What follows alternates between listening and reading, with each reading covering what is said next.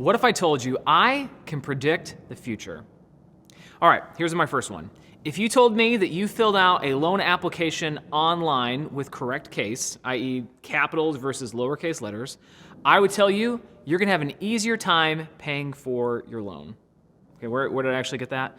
This is actually research done by financial services startup. They said that people who actually use correct cases almost always had an easier time paying their loans. All right, here's the second one. If you told me that you are a man and that you skip breakfast regularly, I'd tell you that you'll probably have a heart attack someday. At least that's according to Harvard University medical researchers. Here's the third thing.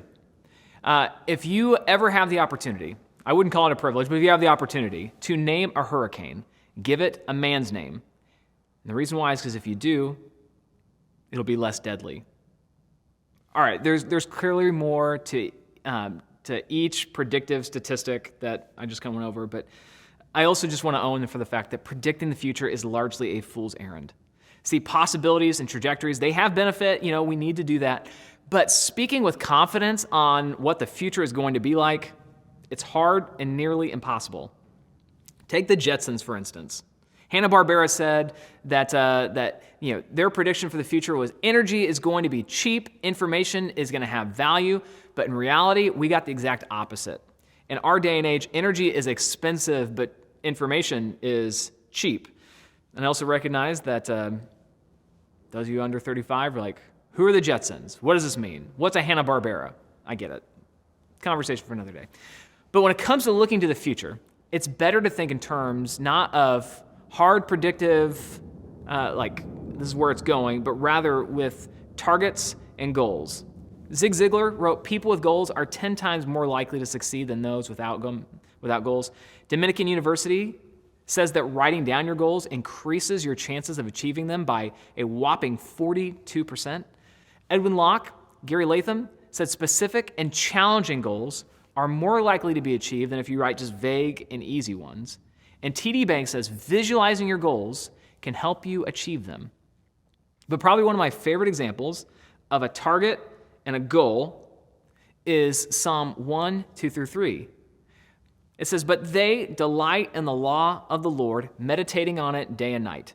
That's the target, right? Like that's what we're going to do. We're going to do that every day.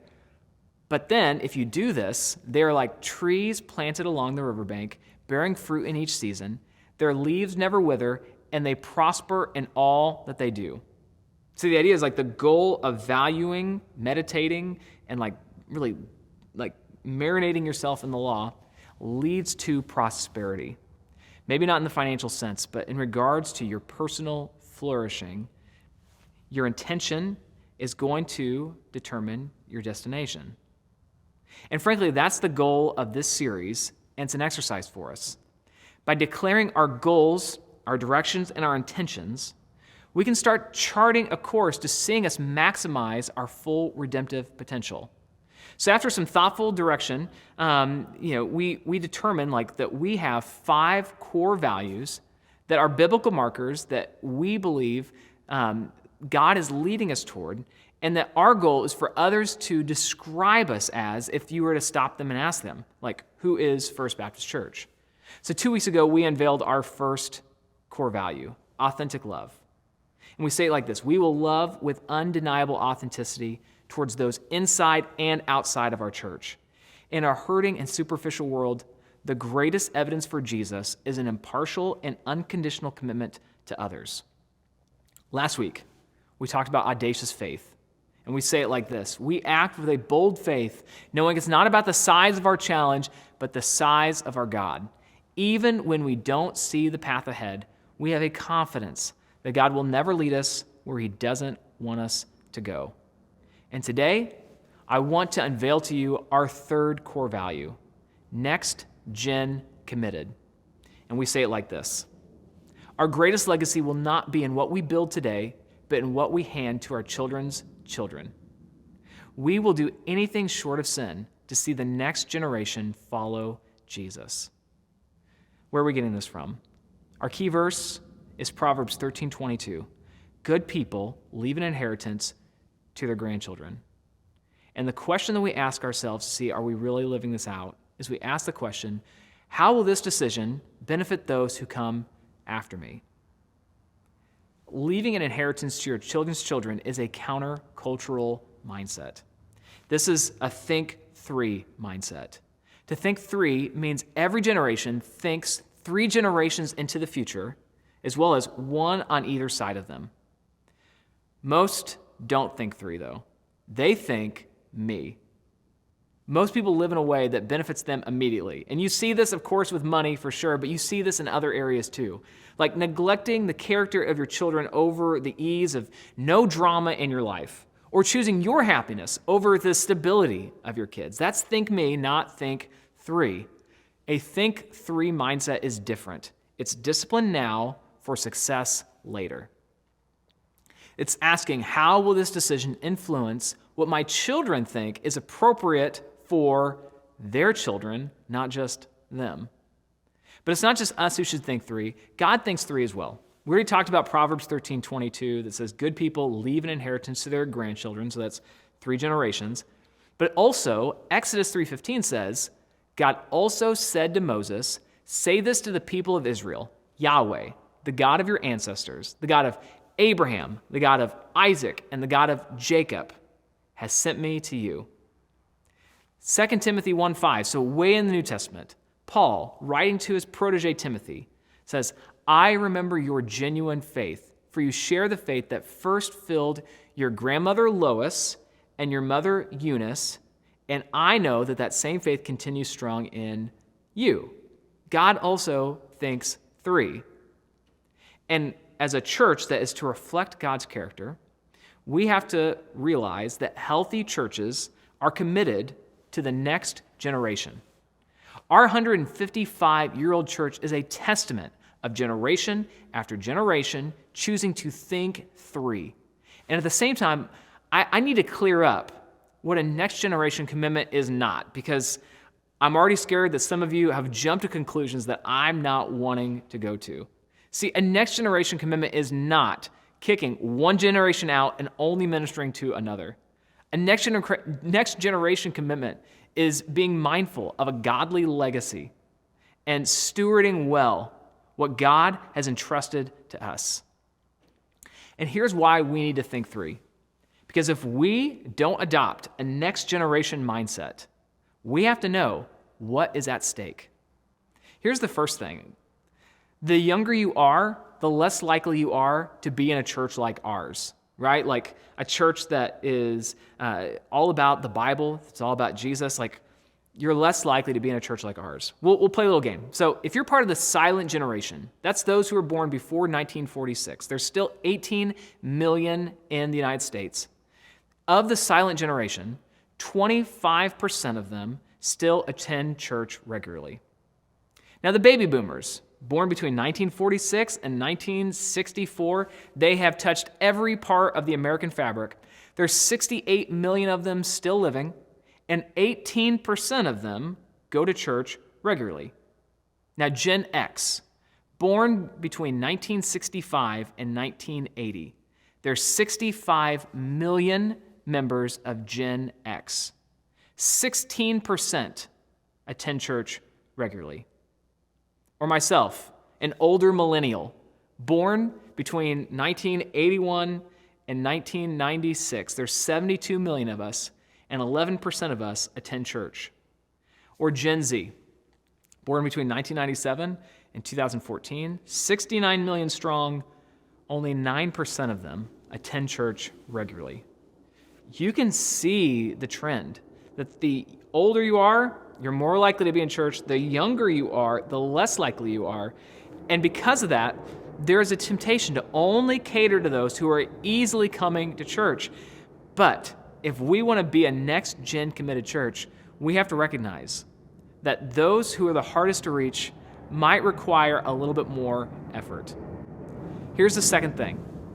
Unhealthy churches only cater to one generation. See, a church with nothing but older adults is unhealthy, but the same is true with church with only younger people as well. In Acts, Peter is giving the very first sermon to a church, and he gives a call to an old prophecy in Joel. And this is God's desire for the assembly of his people. It says in Acts 2:17 through 18, In the last days, God says, I will pour out my Spirit upon all people. Your sons and daughters will prophesy.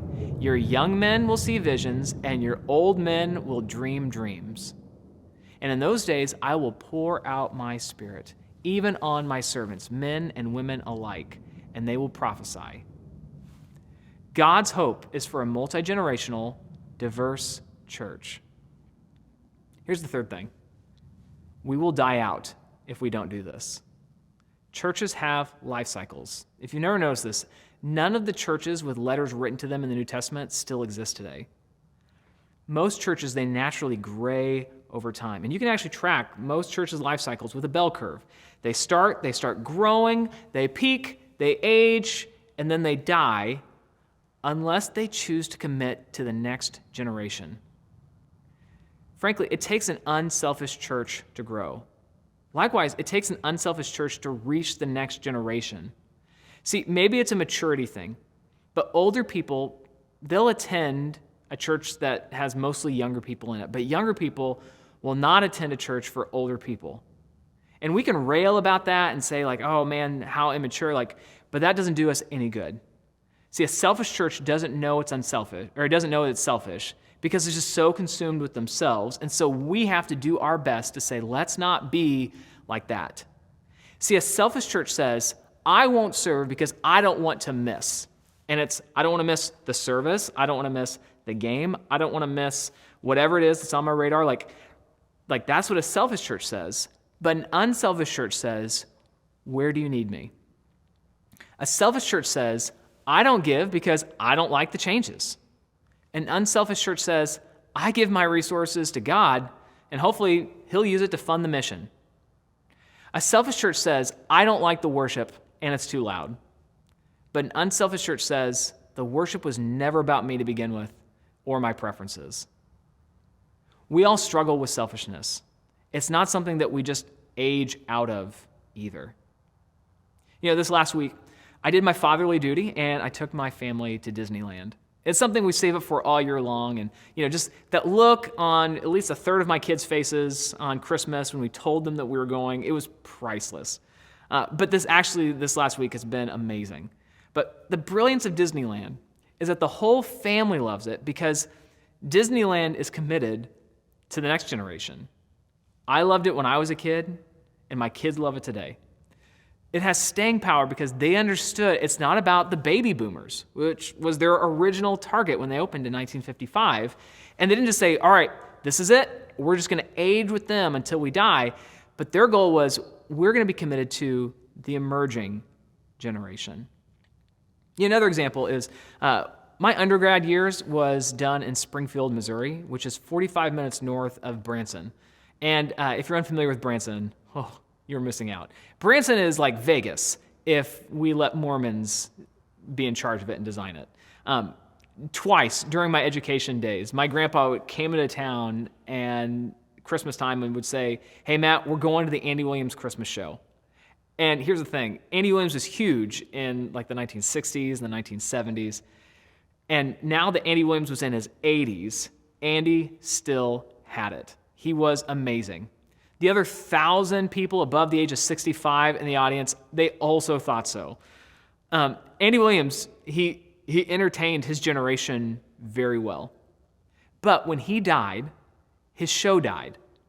And let's just play with science for a second and pretend that modern advancements had been able to prolong his life, but only his life and not the rest of his generation. His show still would have died out. See, we have a choice. Will we be like Disneyland or the Andy Williams variety show? See, we get to choose whether we hand this off to the next generation. And if we want to survive, next-gen commitment is not an option. It is a necessity. And I know several of you are thinking, but I love Andy Williams. I get it. Moon River is a bop. But I have 21 months left in my 30s, and I'm no longer the young guy in most of the rooms I go into. I hear about things that are on TikTok, usually much later on Instagram or when a younger friend tells me about it. And truthfully, I hear about it and I don't get it. It's even starting to hurt with church trends. I'm realizing I'm not on the cutting edge anymore. I'm also finding myself needing to prefer those who are younger than me. But frankly, that's healthy, and that can actually be fun too. Christmas was just about a month ago. Do you know who gets the most joy out of Christmas? You think it's the kids, but it's not. I will tell you with confidence, it's definitely not moms and dads. The people who really love Christmas the most, it's grandma and grandpa. Watching their grandkids have fun, watching their kids parent. Do you know who gets the least amount of presents at Christmas? Grandma and grandpa.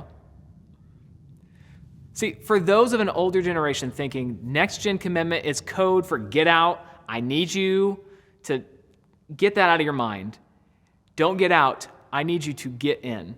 We want you on the team. Frankly, we need you on the team, and you can play a huge role. I read this story recently from Emmanuel Church of the Nazarene in Lansdale, Pennsylvania. They were a church that said, we're going to be committed to the next generation. And they made a bunch of changes. And just to see how they were doing, they pulled a bunch of 20-somethings together, and they started asking them, what do you love about the church? And some of the things that they listed were things like, oh, we like the modern music, we like the helpful messages, the mission trips are great, there's good friendships, among many other things. But then one 22-year-old gave a 2-word answer, and everybody in the focus group immediately agreed.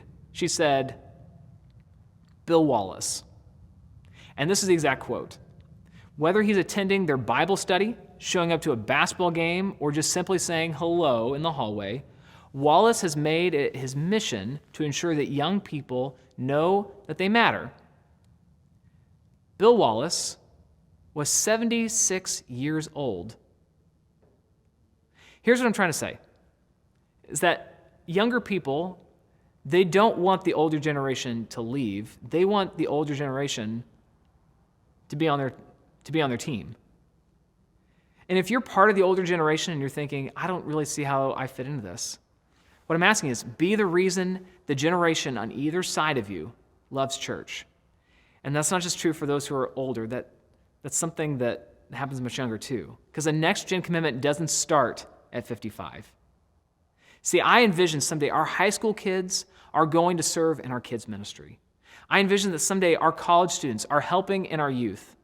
That someday our 30-somethings will have the 20-somethings over for dinner and teaching them just about what it was like in the good old days 7 years ago. One of my heroes is my very first pastor and boss, Eddie Lyons. It was the very first church I worked at and has a lot of similarities to FBC. It started a long time ago. It was huge in its heyday. In fact, back in the 60s and 70s, it was one of the 10 largest churches in the United States. And by the time Pastor Eddie became the pastor in 2002, it was still regularly over 1,000 people in weekly attendance. But they were at a crossroads. One generation had to choose to prioritize the next. And the problem was many of them couldn't do it. There were battles and fights, there were coups, there was gossip. But Pastor Eddie was faithful, and he stuck to it, that we're going to be committed to the next generation. And the problem is most churches with that description, they don't stay committed, and they follow that bell curve until eventually it dies. But now in its 88th year, it's had a resurgence. Every week they have several hundred young adults gather for a weekly young adult service midweek. The church on Sundays is thriving, and the reason why is because they chose to be committed to the next generation. So here are some practical suggestions on how you can also do this. First is volunteer in FBC Kids and student ministries. You can join a group with different generations. You can mentor young marrieds or young parents. Have one-on-one friendships. What I'm trying to say is be a friend and a mentor. We get to choose now whether First Baptist Church will reach its 200th birthday. And see, my dream is that my kids and my grandkids will attend the bicentennial in 2069 with fond memories of what it was like growing up at FBC in the 2020s and the 2030s. My dream is that an entire church movement in Southern California, as well as the rest of the United States, will descend upon San Diego to celebrate the faithfulness of the people of First Baptist Church from 2024 who helped make sure that the next generation was going to find and follow Jesus. And in attendance on that day, Potentially your kids will be there, your grandkids, your great-grandkids. Those that you influence may also be a beneficiary. But it doesn't start when we think me. It's when we think three. We are going to be a church that is committed to the next generation. Hey, thanks for joining us for Church Online today. If this is your first time watching, don't forget to like and subscribe so you can keep getting these over and over. We are going to be continuing this series over the next couple weeks and look forward to continuing this journey with you. Hope that you have a great weekend, and if you took a next step, don't forget to go to fbcsd.com/nextsteps for more information on things you can take. All right, see you guys next week.